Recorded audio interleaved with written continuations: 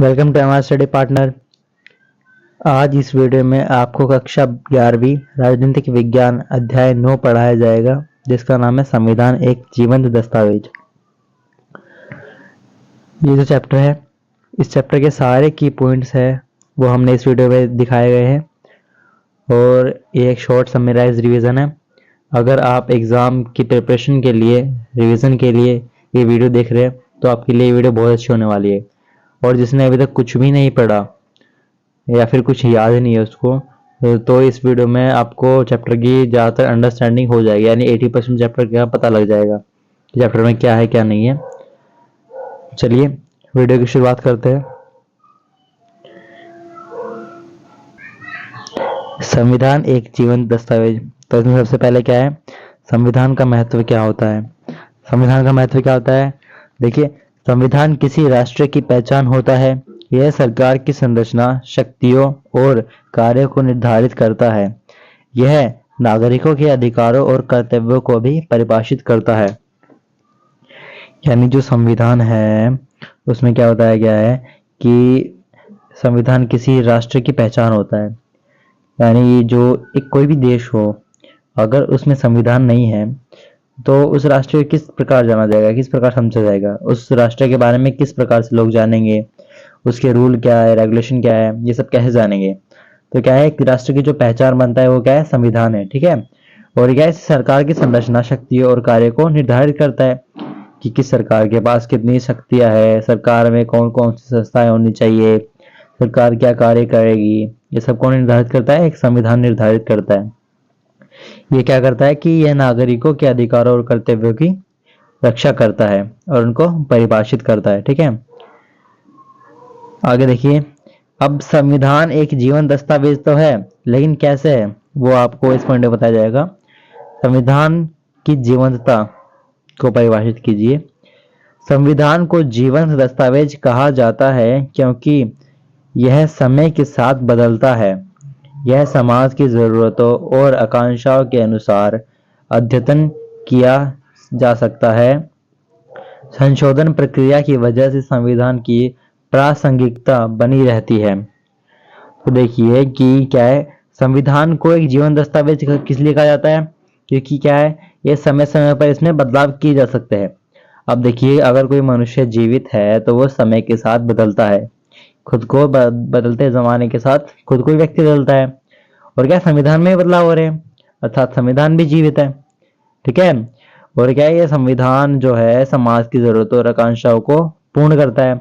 और क्या है, इसमें संविधान को कैसे बदला जा सकता है, यानी इसमें संशोधन प्रक्रिया द्वारा संविधान को बदला जा सकता है, जिसके कारण संविधान की प्रासंगिकता बनी रहती है। ठीक है।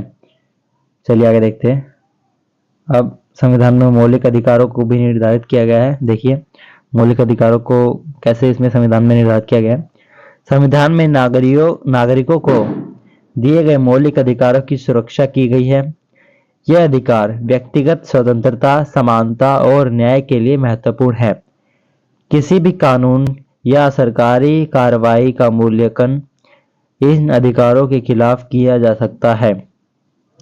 जो संविधान है उसमें नागरिकों के मौलिक अधिकार है, उनकी रक्षा के लिए सारे प्रावधान दिए गए। ठीक है। और ये अधिकार क्या है, ये व्यक्तिगत स्वतंत्रता, समानता और न्याय के लिए बहुत महत्वपूर्ण है। अगर ये मनुष्य के पास अधिकार नहीं होंगे तो व्यक्ति को व्यक्तिगत स्वतंत्रता को प्राप्त नहीं होगी, समानता ही प्राप्त नहीं होगी और उसको न्याय भी नहीं मिलेगा। ठीक है। किसी भी कानून या सरकारी कार्रवाई का मूल्यांकन इन अधिकारों के खिलाफ किया जा सकता है। यदि व्यक्ति ने कोई गुनाह किया है तो हम उसके खिलाफ उनके अधिकारों से हटकर उस पर क्या है, कानूनी कार्रवाई कर सकते हैं। ठीक है। चलिए आगे देखिए, संविधान का संशोधन।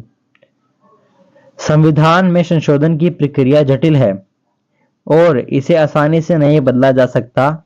यह प्रक्रिया सुनिश्चित करती है कि केवल आवश्यक और जनहित के मामलों में ही संशोधन हो।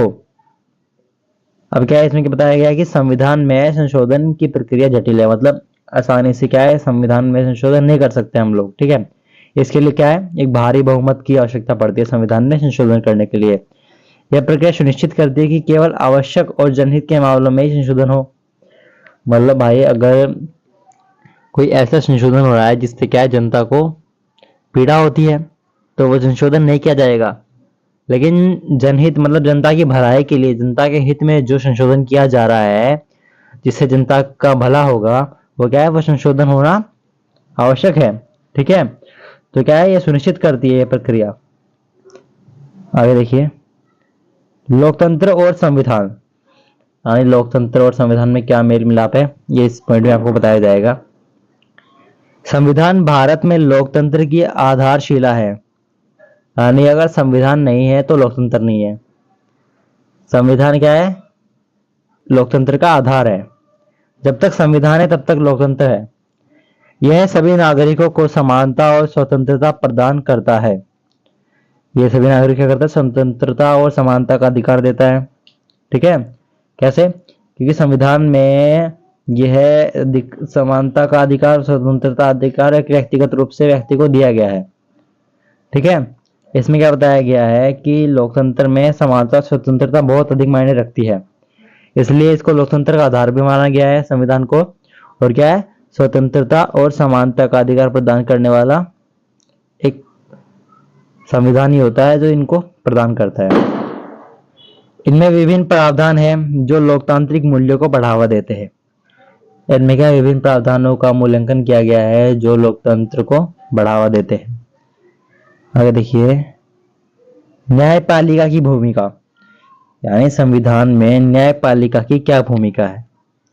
न्यायपालिका संविधान की रक्षा करती है और यह सुनिश्चित करती है कि सभी कानून संविधान के अनुरूप हो।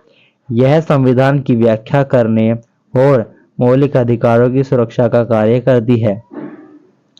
न्यायपालिका क्या है, जो संविधान की रक्षा करती है, यानी जो है एक कानून की कानून क्या है, संविधान की रक्षा करता है। संविधान की रक्षा करने के लिए भी कानून बनाए गए हैं और ये सुनिश्चित भी करती है कि सभी कानून है वो क्या है, संविधान के अनुरूप होने चाहिए, यानी ऐसा कोई भी कानून ना हो जो संविधान के खिलाफ काम करे, इसके हक में कार्य करने वाले कानून होने चाहिए। ठीक है, तो ये संविधान की व्याख्या करने और मौलिक अधिकारों की सुरक्षा का कार्य करती है। मतलब जो संविधान को किस प्रकार चलाया जाना चाहिए, उसकी व्याख्या किस प्रकार करनी चाहिए, उसकी जो है कौन करती है, और उसके अधिकारों की रक्षा कौन करती है, मौलिक अधिकारों की न्यायपालिका करती है। ठीक है, आगे देखिए, संविधान का विकास। संविधान का विकास किस प्रकार हुआ और कैसे हुआ। समय के साथ संविधान में कई महत्वपूर्ण संशोधन हुए जो इसे और अधिक प्रासंगिक और प्रभावी बनाते हैं। विभिन्न सामाजिक और राजनीतिक आंदोलनों ने संविधान के विकास में महत्वपूर्ण भूमिका निभाई। क्या समय के साथ साथ, यानी आजादी के बाद क्या है, बहुत सारे दौर गुजरे और क्या हुआ इसमें कि संविधान में कई महत्वपूर्ण संशोधन भी हुए। मतलब आजादी के समय में जो त्रुटियां इसमें रह गई थी उसे समय के साथ साथ सुधारा गया और इसे अधिक प्रभावशाली बनाया गया। और क्या है, विभिन्न सामाजिक और राजनीतिक आंदोलन हुए जो उनसे क्या हुआ, संविधान के विकास में महत्वपूर्ण भूमिका निभाई। ठीक है, अब आगे देखिए, निष्कर्ष। संविधान केवल एक कानूनी दस्तावेज नहीं बल्कि यह समाज की आकांक्षाओं और मूल्यों का प्रतिबिंब है।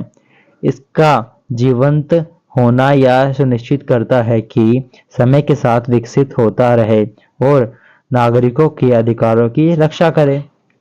जो क्या है कि संविधान है वो केवल एक कानूनी दस्तावेज नहीं है बल्कि क्या है, समाज की आकांक्षा और उनको मूल्यों का प्रतिबिंब है।